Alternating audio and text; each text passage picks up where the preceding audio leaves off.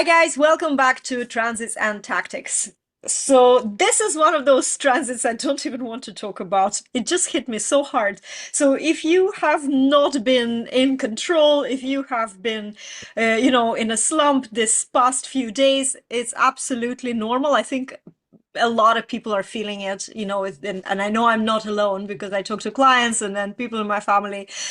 And you know what? It's almost finished as well, which is kind of good because we are experiencing the influence of gate 21, known as the gate of hunter or huntress, and it's all about control.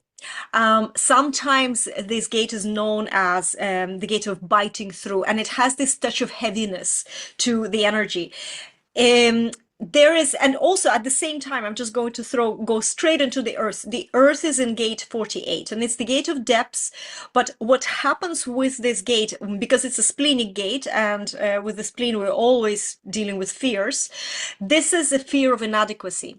So being out of control or feeling not that you're out of control, but just not feeling like you're fully in control, I would say, because there's a difference in these two feelings, can make you feel inadequate. And then what happens, and this was my experience, it's like feeding, it's like catch 22. One feeds into the other. You're feeling less and less in control because you're feeling more and more inadequate. And you can just get stuck in this negative spiral, downward spiral. So if that's the case, we just need to, I don't want to go obviously spill the private details of my life here, but I found the way out of it, and I found it through falling back into the balance. I think that I'm a big ambassador on every time when you're losing control. And, as a first line, I'm a 1-3 profile. So first line, it's not about controlling, but it's about security and stability. And so a little bit of I want to be in control of my situation because otherwise I will feel unsafe. It's a huge theme in my life in general. And I know that it's not a healthy place to be. The fear-driven life, even if you're designed for it, it's still not a healthy place. You have to find the balance. And the balance was the key word. And I think that this is exactly what helped me kind of turn this around. I can't say that I'm like all fine and ecstatic right now. Life is great. There's still this sense of maybe slightly kind of lack of control, but I think we're at the end of this transit. So there's more reflective, the sixth line kind of influences is happening right now. So we can just look back at it from the bird's eye view and say, okay, how do you get out of the negative? Now, first of all, one of the things I found is you have to understand what being in control and out of control actually means and how it manifests in real life, because it's really, how we exercise control can be showing very differently. It could be just acting out of character. For example, I found myself being very mean to people around me, and I'm not mean. I never say anything. I always care about how what I say will affect people in my life. Now, I don't care when I write content if somebody gets offended because, I'm expressing my truth. But in real face-to-face relationships, I find that this is really important. Take responsibility how what you say lands. And this week, this being in control manifested through being plain rude. And I knew I was, and it really surprised me. I was kind of looking at myself from a side. So this is one of those kind of things. How can you feel like if you're suddenly becoming mean, provocative, or maybe withdrawn, like very aloof? This is also how you're trying to be in control by not allowing others inside or near you, so this is very material life control. And material life is not just the money or abundance, it's also well-being, it's also your body. You could feel bad about how you look this week specifically. I know we have Venus in retrograde, which also can then in combination, create a turmoil, but there could be issues about your well-being, your health, your appearance, your self-image, all those kind of things. And sometimes losing yourself in a moment, I find, is also the way to deal with this feeling of lack of control. So I, for example, canceled everything on Tuesday and had a spa day with a friend. And it was such a lovely time. We just allowed ourselves to be in the moment and not worry about, and it was her birthday, so she was worried that on her birthday she has to make sure that, she invites guests and cooks. And I said, no, you have to live for yourself, because we have to sometimes just let go of controlling everything and being in the flow. And I think that this is exactly where, where we are. So this is a bit of a shambolic overview and a very personal share, but I do know that sometimes a personal share is important because maybe that's what you needed to hear. So here I am. Anita, how are you doing this during this transit? Yeah, that's such a true point. I'm going to mirror what you've said because what you've described with this Energy 2145 is actually a channel, a leadership channel. So are you leading by withholding, by bullying? Are you leading by setting up that win-win? And to set up that win-win, you need to be in balance. You need to be in that place where you're composed and centered and grounded. So, and to do that, of course, is different for everybody. But so with this energy, with the transits, I kind of want to give what human design gives us is kind of a bird's eye view of what we're experiencing day to day. The astrology forecasts, and by all means, listen to them. They're fantastic. They give us a broader overview, but this really helps you understand what's going on personally. And, at the moment, Mars and Venus are retrograde in the gate 36, along with the North Node and Saturn, right? The gate 36 is our crisis. Now, Juliet was describing crisis. Where are you out of control? Where are you feeling triggered? Are you trying to be certain, for example? Are things not working on the outside and you're not sure what to do next? So you're thrown into a level of crisis. You just have to turn on the news and see that the whole world is in crisis. It's not just us, right? But with these energies, Mars and Venus retrograde in this energy gate 36, what they're showing is that our future direction is based on how we evaluate and talk about our crisis, how we manage our crises in a way that we're not coming from stress, we're not coming from the fight or flight. So, my best example is the fireman doesn't jump into the fire. So the fireman sees the crisis, steps back, and evaluates what's going on, what's the best solution, dot, dot, dot, right? For us, our crisis isn't as visible, or maybe it is, maybe it is. Our crisis is that we're triggered either through stress, through mind chatter, through wondering what the hell to do next. And when we're in stress, we move into fight or flight and we start making emotional decisions. People lose the lose connection that stress means that we're either in fear or anger. And with your design, fear is for the flight and avoidance, anger is for fight. So with your design, depending on your type, it's going to be anger, it's going to be frustration, it's going to be the bitterness. These are your indicators to tell you you're locked into the crisis here, you need to step back. Okay. And the reason is because when you're in these energies, you shut down your prosperity pathway. You do not, and that is your health, your wealth, your relationships, and how you enjoy your work or your business or your life. And instead, you're fighting with it. You're avoiding doing things you know you have to do, or you're fighting with them in another way, right? So it's really important to understand how the universe or the planets are guiding us into understanding um, that crisis often is the gateway to opportunity. And um, when for me as a personal thing, when I was younger, I used to work in a hospital environment, and when which was very, it was stressful. It was urgent. It was urgent as opposed to stressful.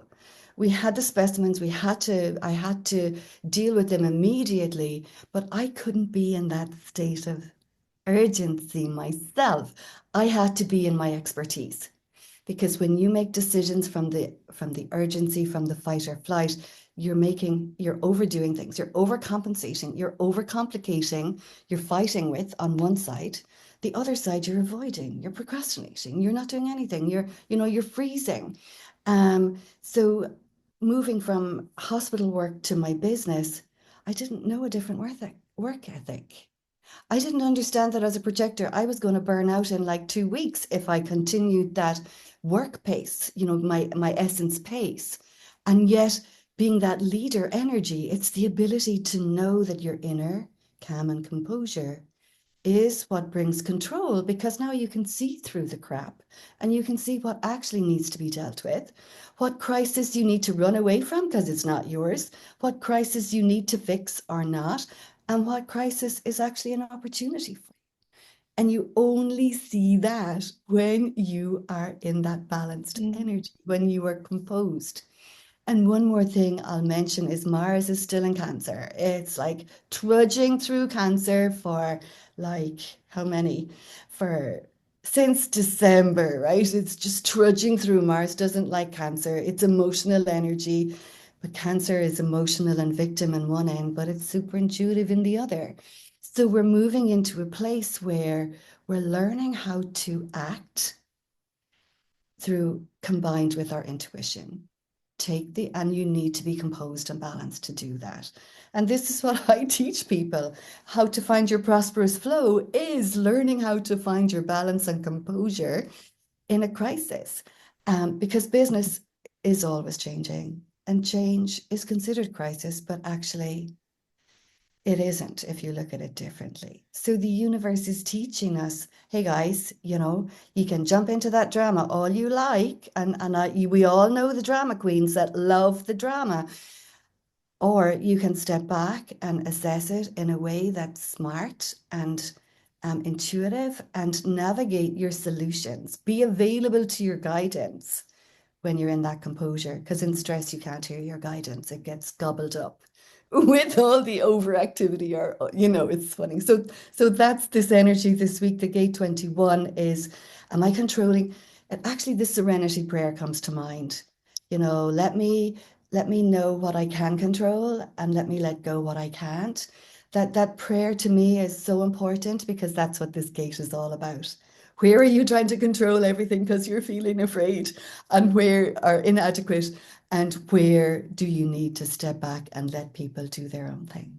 I love it. It's actually a great, great lesson. And I know it's very controversial right now, the whole Mel Robbins with her Let Them Theory book.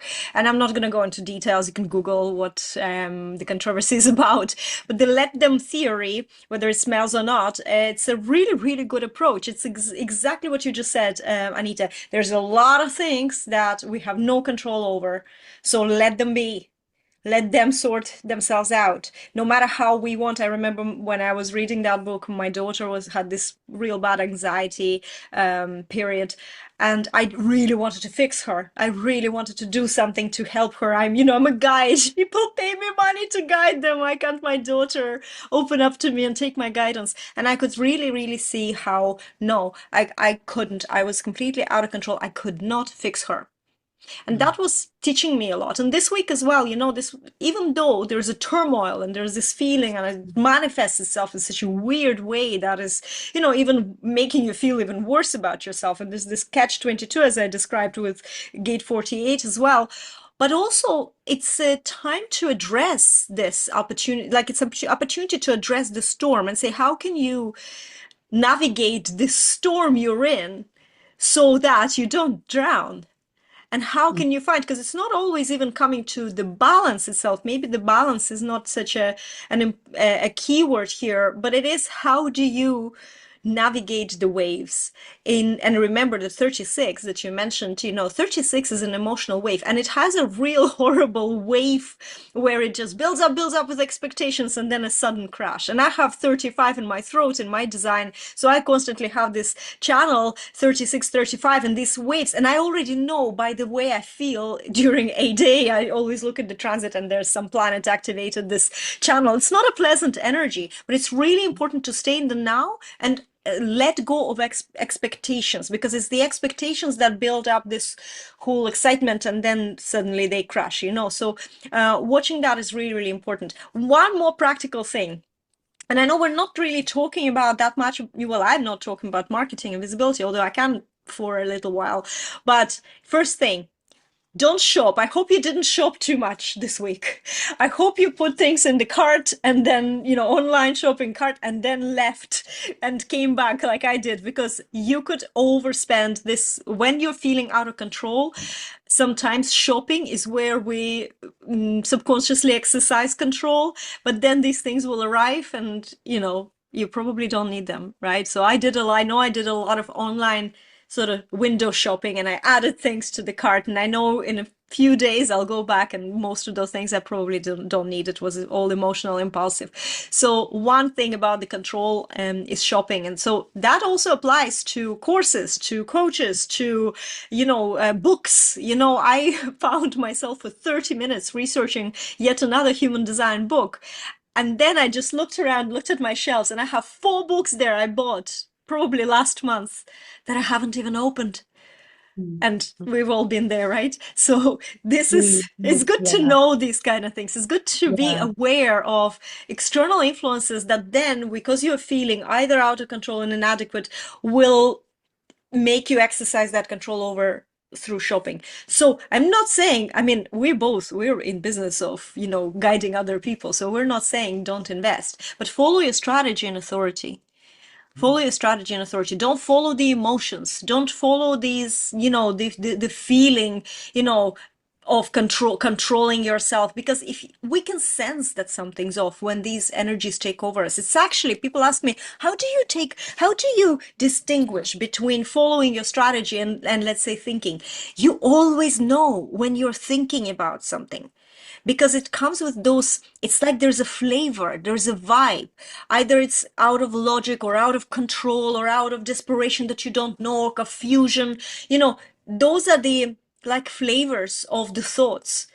Whereas yeah, your authority, it's always really calm, confident, or even when it is expanding, if you're sacral authority, it's still not the excitement that you feel through getting excited, right? And it's really good to discern because when you practice, that's why the human design experiment is called an experiment, because it's an experiment in observation. So when you start over time observing yourself, I'm not saying you will never make, a decision out of your mind, that's fine, but you will know when you're why what is behind these decisions. And yes, yeah. I was shopping, as I said, online. I knew exactly that I am doing this out of a wrong, my authority wasn't saying yes. I just wanted those things, and yeah, my strategies don't pay for them when you feel like this. Then you wait That's and see, and so then true. Yeah, yeah, that is so true because what you're describing is don't make an emotional decision.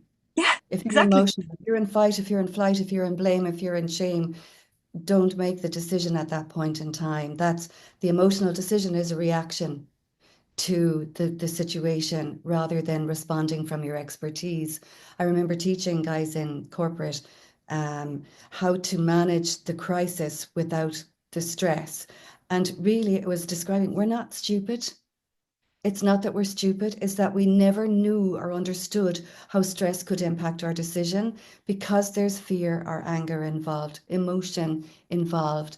And like what was really funny about it was what happens is you're coming from reaction rather than from your expertise.